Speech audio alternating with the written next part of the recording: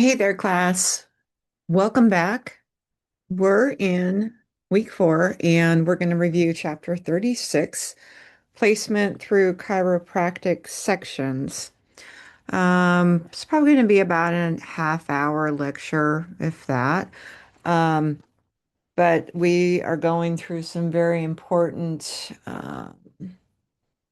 information on PCS and placements and anatomical regions and all sorts of fun stuff. So I hope you do hang out with me and listen to my lecture. I'm going to bring up some really important points as well as some good tips that I feel are going to be useful for you as coding students.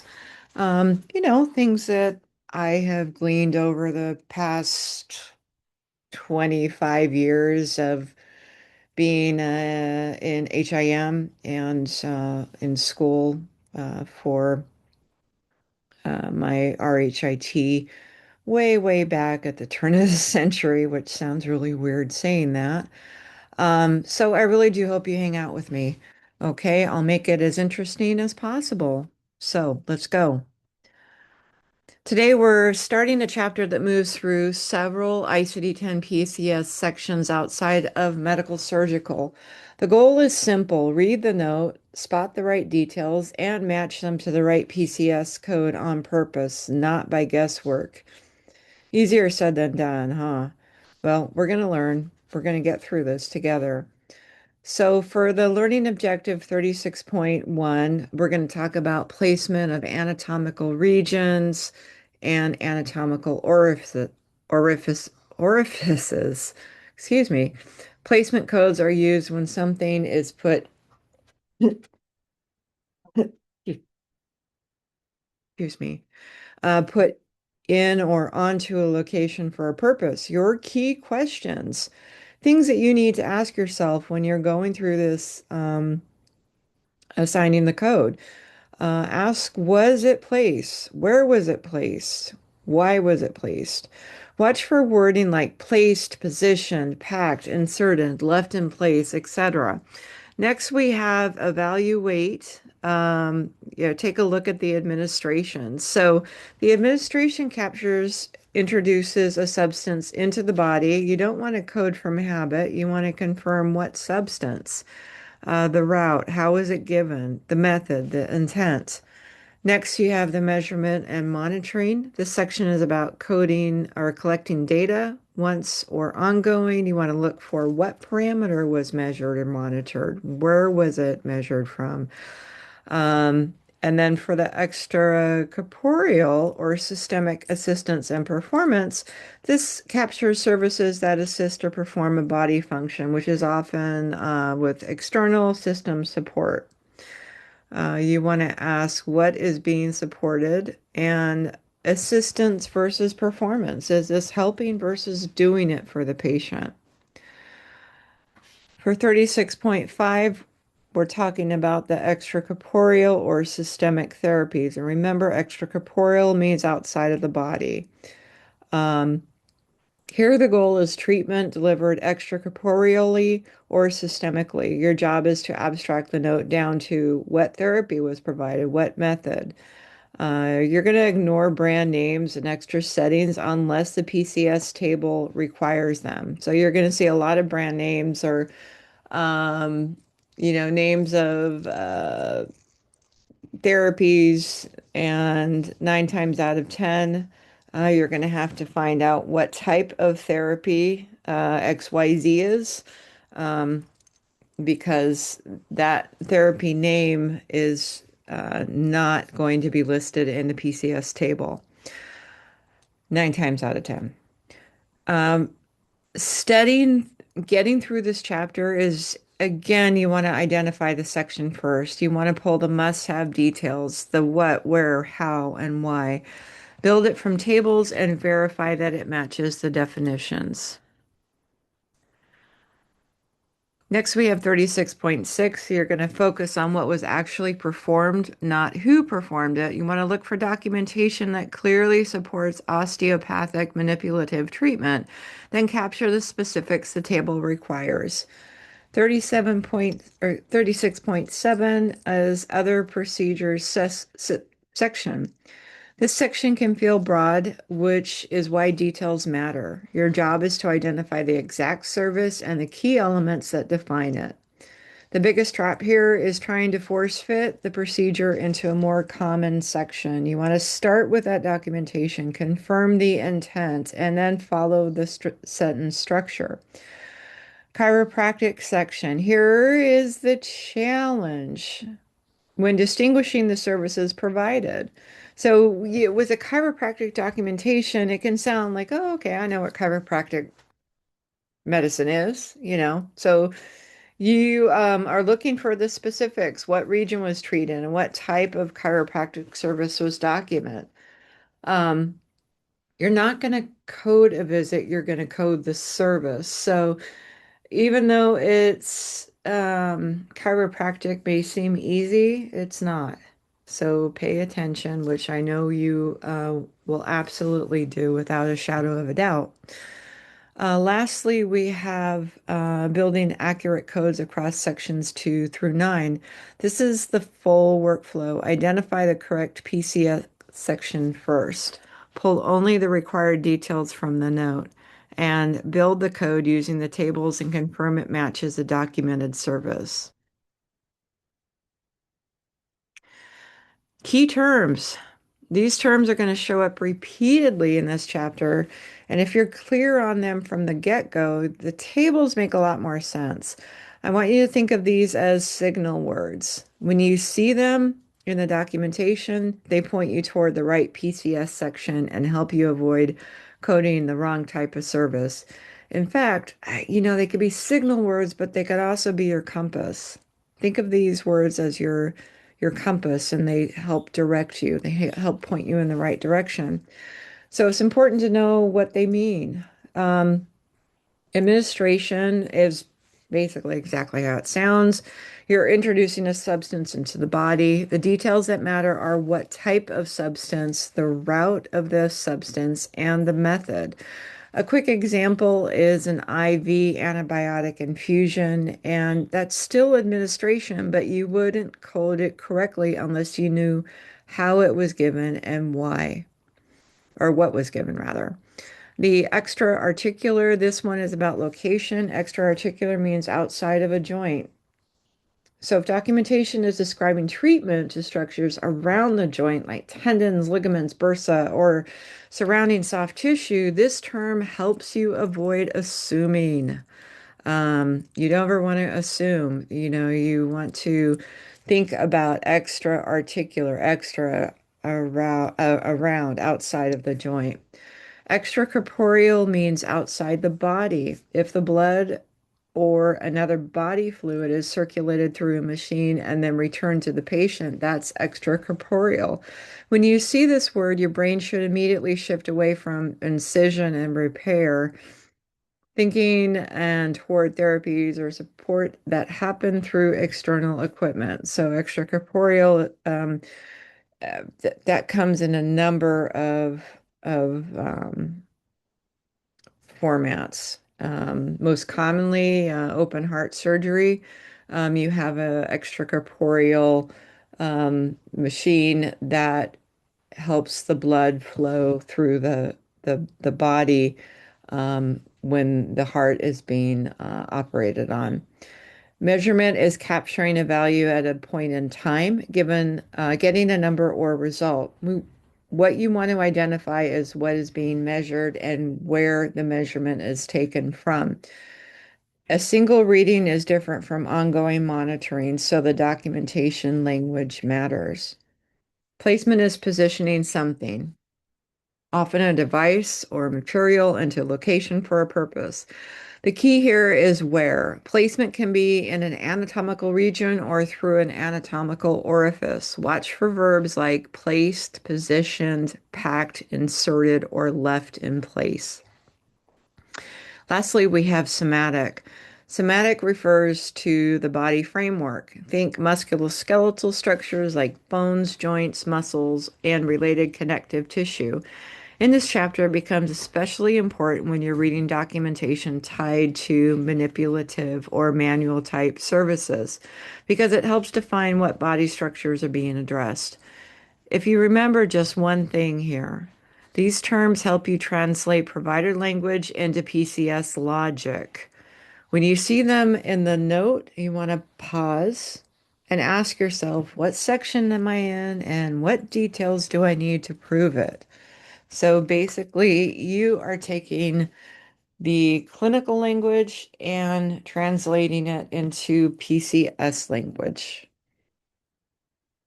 Now that we've covered essential terms, let's move into how we actually report services from the placement section.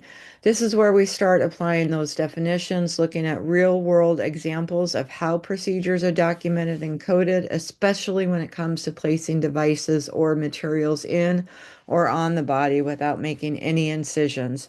If you've ever wondered how things like catheters or tubes are officially recorded in a medical setting, this is a section that explains it. Now let's take a closer look at what you need to know to report these services instantly and accurately. So on this slide, we want to get grounded in the structure. The placement codes still use the same 7-character framework that you're getting used to. The thing that changes is the meaning of the early characters because we're not in medical surgical. So, character one is your first decision point. Before you build anything, you confirm you're in the placement section. So, make sure you're in that right section in the ICD-10 PCS book. If the service is about positioning or putting something somewhere for a purpose, that's when this section becomes a possibility. Now, character two is the anatomical region versus anatomical orifices. Um, this character tells you which branch of placement you're coding from. Are we dealing with a general anatomical region or are we dealing with an anatomical orifice? This matters because it changes the available options in the tables right away, like lickety split right away. Character three root operation term is the action being performed in the placement section. You don't want to assume the root operation is based on familiar procedure language. Use the table definitions and match them to what the provider actually did. Placement root operations are about positioning, not cutting, not removing. Character four, body region orifice. Now you get specific about the location. This is where sloppy documentation can cause errors, so you want to look for precise wording. In the GI tract is very different from in the stomach, and in the vagina is different from in the uterus. Code to the highest level of specificity documented. So, mm, I could get off on a tangent about this one, but providers, there's some providers that are just absolutely wonderful with their documentation. They capture everything, they're very specific, and it's like reading a book. They line everything out neatly, very methodically. They dictate that, and others are they have horrible notes. They aren't specific, like, for the example of uh, like it may be in the GI tract, but they may say in the abdominal area, which is not necessarily the same as in the GI tract. So you got to pay attention to that, and you'll see very quickly what doctors shine and what doctors really need, or providers rather, really need some help with their documentation best practices. All right, off soapbox, let's move on. Character five is approach used by the physician. Approach is still approach. If the documentation supports open, percutaneous, via natural opening, and so on, you code it the same way you've always been trained to do, based on the provider, how the provider accessed the site, not how the device ended up there. Character six is for the device, and this usually is the anchor for placement because the whole point of placement is that something is being put into position. This device character captures what was placed, and the table options will guide you. If you're not sure what counts as the device, reread the note and identify the item that remains at the end of the procedure. Qualifier 7. The qualifier or character 7 qualifier. Qualifier is an extra little detail. Sometimes it adds important specificity and sometimes it's just Z, as in zebra. The key is not to assume it will always be Z. Always check the table and confirm whether the qualifier applies. Now, bottom line, if you can train yourself to go in that order, step-by-step process, very methodically, section first, region, orifice, action, exact site, approach, device, you're going to build that placement code much, much faster and with less mistakes. Of course, practice makes perfect. Okay. So give yourself a little grace as you're going through learning this new language.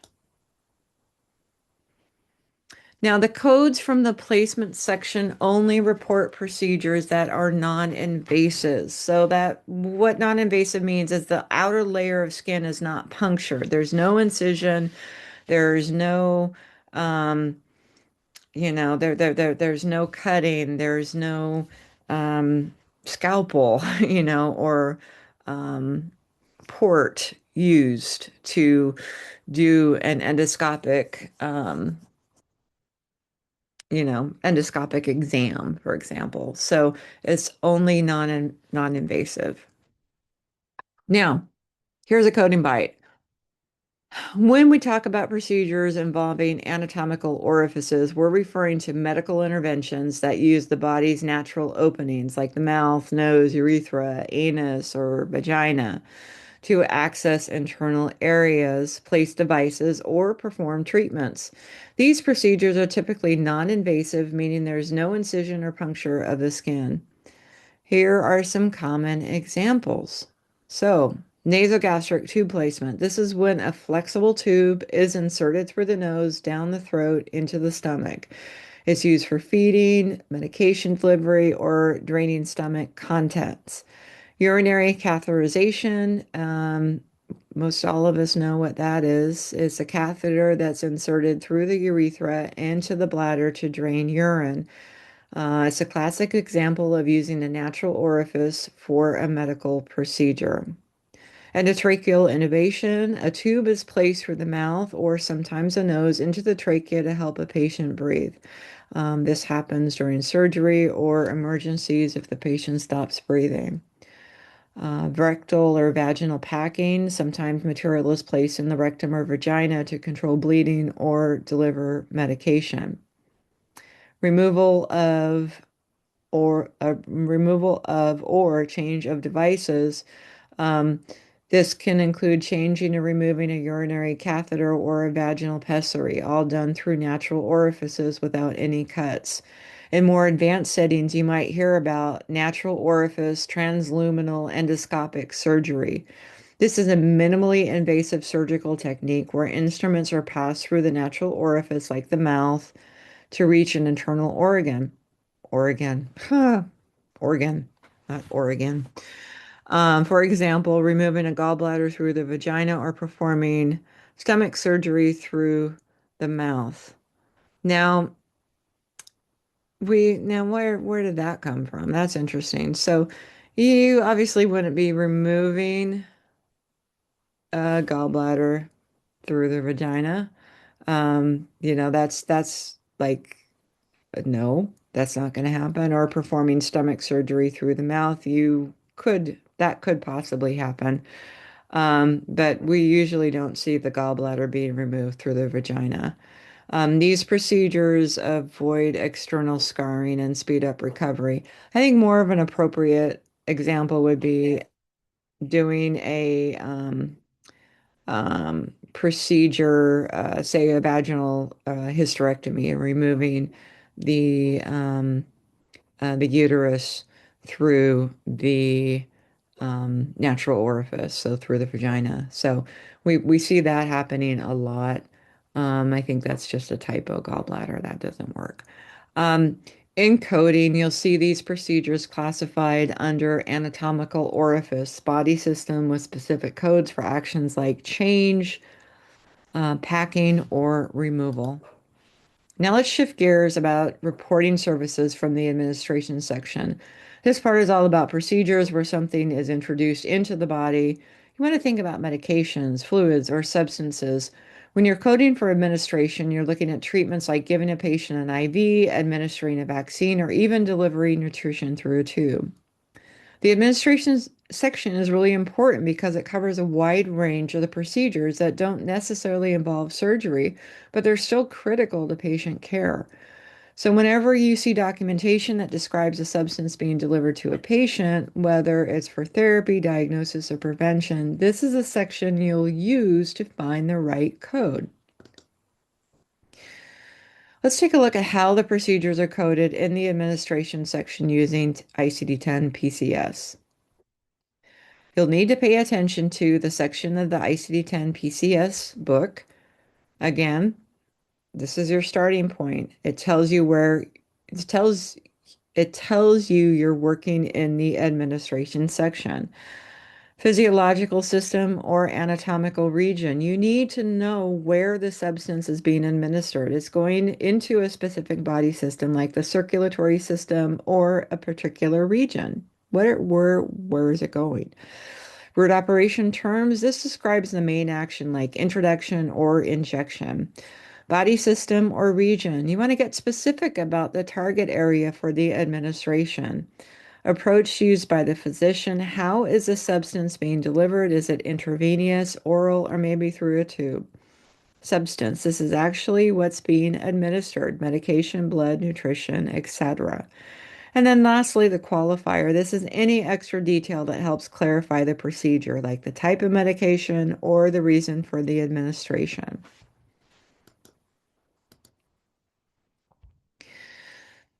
So here are some examples of administration procedures. When we talk about administration procedures in healthcare, we're referring to any process where a substance is introduced into the body for therapeutic, diagnostic, prophylactic, or nutritional purposes.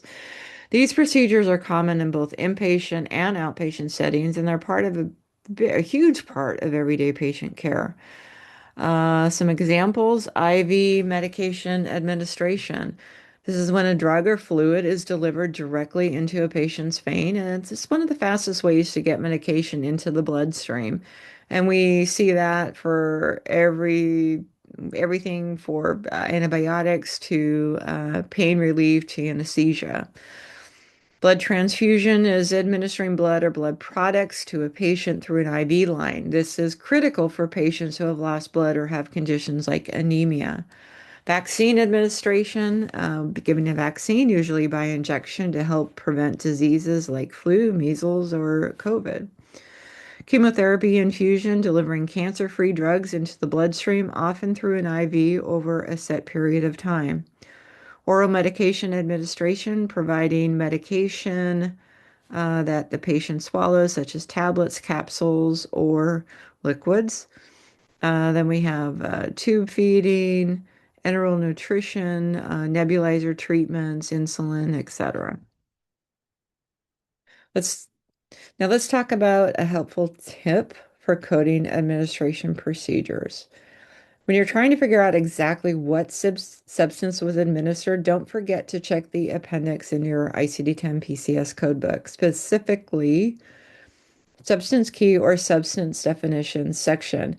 This part of the book lists all the substances you might encounter along with their definitions, so you're sure you're going to use the right code. And even if you need more detail, resources like the Physician's Desk Reference, PDR, or other drug indexes are common and actually great places to look up medications and their uses.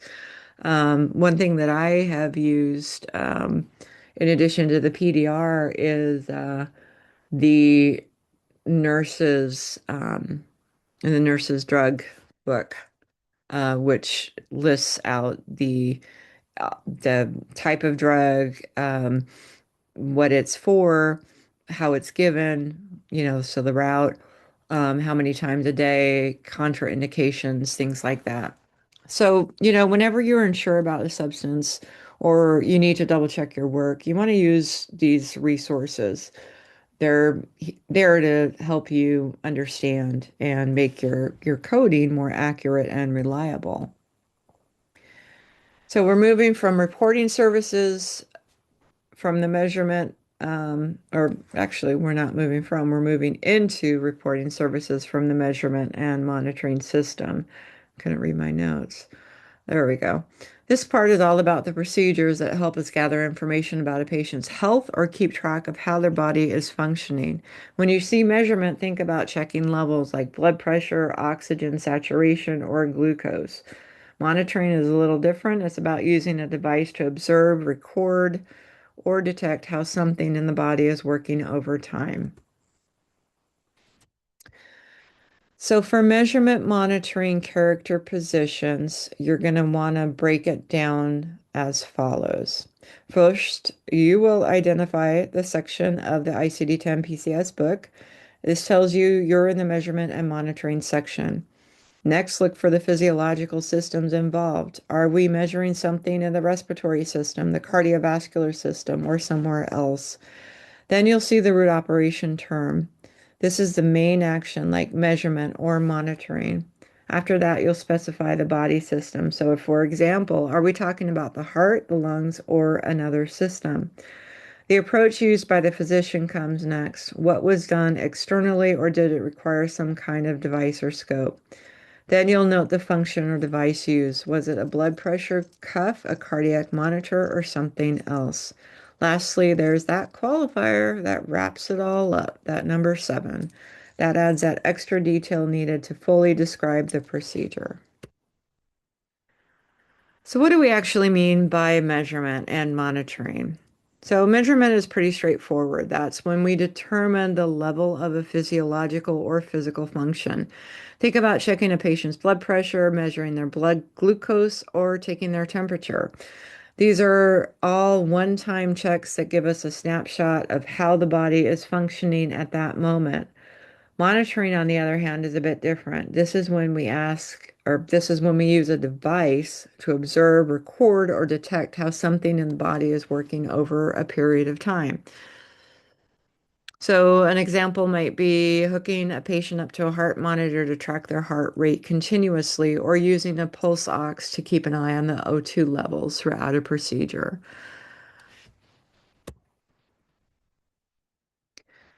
So now we're going to go into the extracorporeal or systemic assistance and performance section.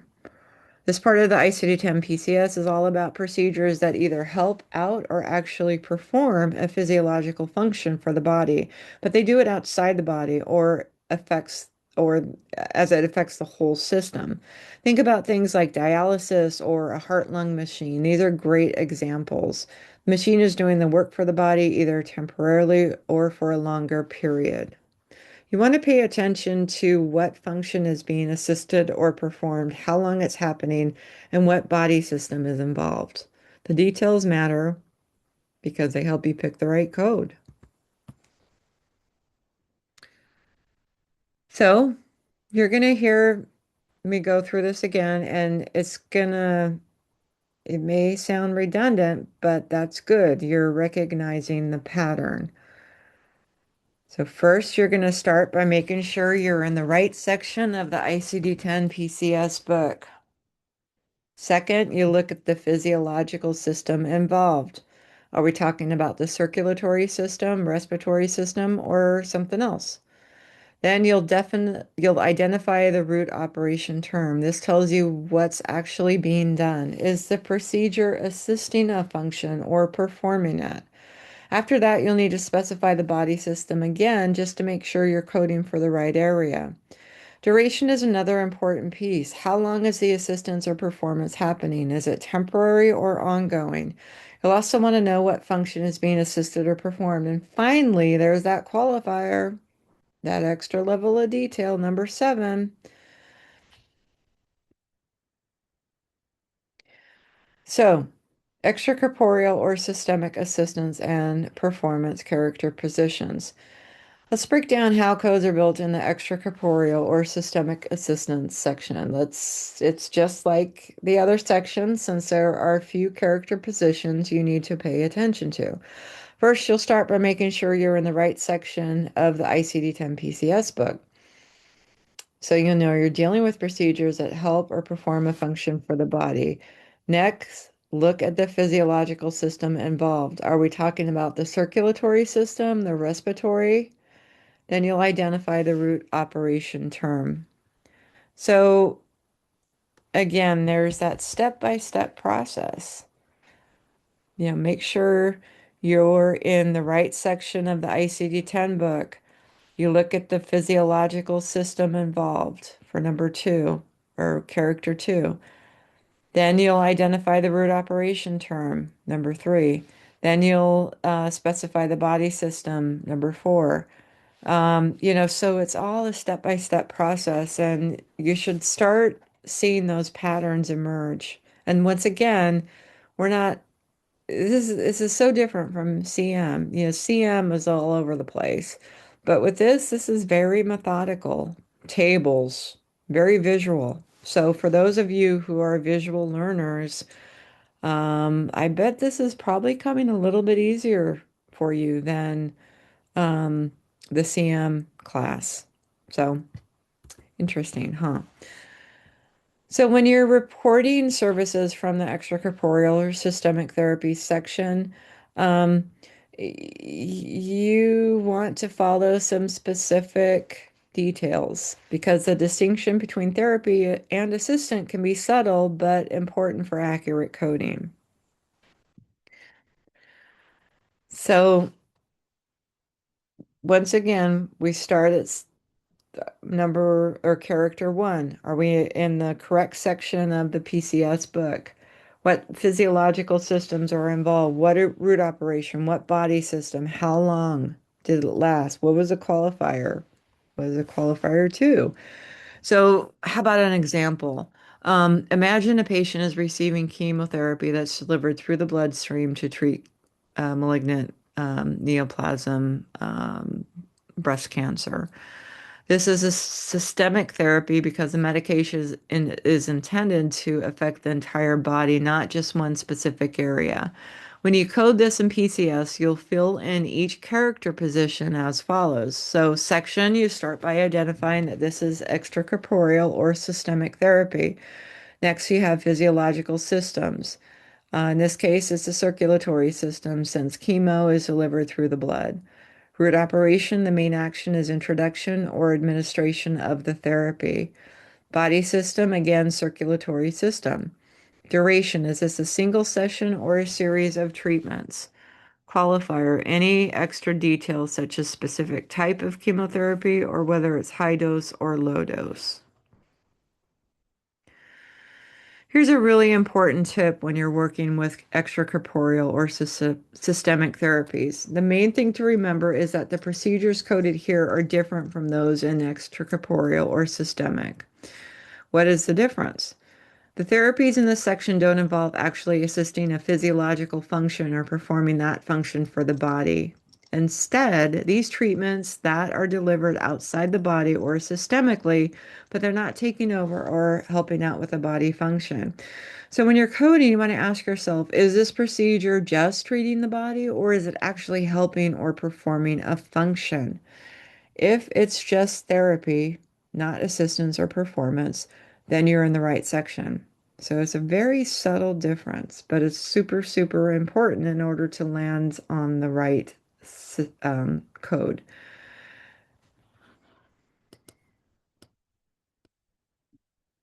Next, we have osteopathic, and this is all about coding procedures that are specific to the osteopathic medicine. So if you see documentation that mentions osteopathic manipulative treatment or other hands-on techniques used by osteopathic physicians, this is a section you'll want to use. When you're coding osteopathic services, pay close attention to the details in the documentation. Things like what anatomical region was treated, what method was used, and any qualifiers that add extra information. Let's move into um, the character positions. So we're looking character one, section of the PCS book. Character two, anatomical regions. Character 3, root operations. 4, body system or body region. 5, approach. 6, methods. 7, qualifiers. And then there's other procedures section. This is kind of like a catch-all for all procedures that don't fit neatly into other categories we've discussed so far. So if you find a procedure in the documentation and you can't for the life of you figure out where it belongs in placement, administration, measurement, and monitoring, um, there's a good chance it just belongs here. So when you're coding from the other procedures section, pay close attention to those details. Ask yourself what body system is involved and what exactly is being done and how it's being performed. These specifics will help you build that code. So, once again, other character positions. We've gone through it. I don't want to be a broken record. I think you're with me on this. So there are inpatient chiropractic services. You want to make sure that you land the plane on the anatomical region and what method was used and any qualifiers that add that additional granularity of detail. So, this chapter is really about expanding your PCS comfort zone beyond medical surgical. We've walked through multiple sections. Um, we've talked about placement, measurement, and monitoring, extracorporeal, systemic assistance and performance, etc. I think the big learning point, the same character position can mean different things depending on the section. So, following the slide, first, match the service. First, you want to make sure that you're in the right section. Secondly, you want to make sure that you identify that correct anatomical region. You have that root operation. You have that approach down, a method and qualifier. Boom, boom, boom, boom. That table. So you're connecting the dots from the documentation. You're taking that documentation, you're translating it into PCS speak. You're looking for it in the table. Now, I want you to just take a moment to appreciate how much ground we've covered. We walked through the placement, administration, measurement, monitoring, extracorporeal, systemic assistant, performance, extracorporeal, blah, blah, blah, blah, blah, blah, blah, blah, blah. We've gone through a lot. Each section has its own character positions and unique details, but the big takeaway, every procedure, service, or treatment you encounter in healthcare has a specific way it needs to be documented and coded. What's really, really important in understanding the same character position can mean something different depending on the section you're in. That's why it's so, so, so, so crucial to use the tables and the resources available. Physician desk reference, nurse's drug reference, those reference manuals, also your A&P book, if you have that still from your A&P class, that would help. These will help guide you and help build the most accurate code possible. Coding isn't just about memorizing terms. That's just like maybe a drop in the bucket, a drop in the thimble. It's about interpreting documentation, being able to think critically, and making sure every detail is captured. This is why I really push you and encourage you to be thoughtful with your discussion posts um, for the weekly question. I want to see that level of critical thinking and help you with that because we need that in coding. You need to be a critical thinker. You need to be able to articulate your thought process. And I know, sometimes it's really hard. It's hard to know what you don't know. Um, And sometimes the spellings and the words are super long, and you just got to practice in order to get it. So as you move forward, remember that accuracy in coding isn't just a technical skill. It's a way to ensure patients get the right care, providers get the proper credit, and the healthcare system runs smoothly. And of course, it's about reimbursement. And of course, it's about um, compliance. Compliance is a huge thing. So, keep practicing. Use those resources. Don't be afraid to ask questions. Every code you build is a reflection of your attention to detail and your commitment to quality in healthcare. It's not just about numbers and letters, it's about telling the patient's story, one character at a time. So remember that when you're looking at that documentation, you're translating it to a table, to 7 characters, you are taking that patient, that moment in time for that patient who is in the hospital and had therapy to help them get better. So remember, these are patients, these are people, it's you, me, it's our dads, our moms, our kids. These are people. So the more you remember that and the more you practice, the more fluent you'll become in the language of coding. So that's it. I hope you enjoyed the lecture. If you made it to the end with me, kudos to you. I'm proud. We'll see you next week. Take care. And now I need to turn off the lecture. Let's see here. All righty. Take care, everyone. Have a good week. Be safe. Bye-bye.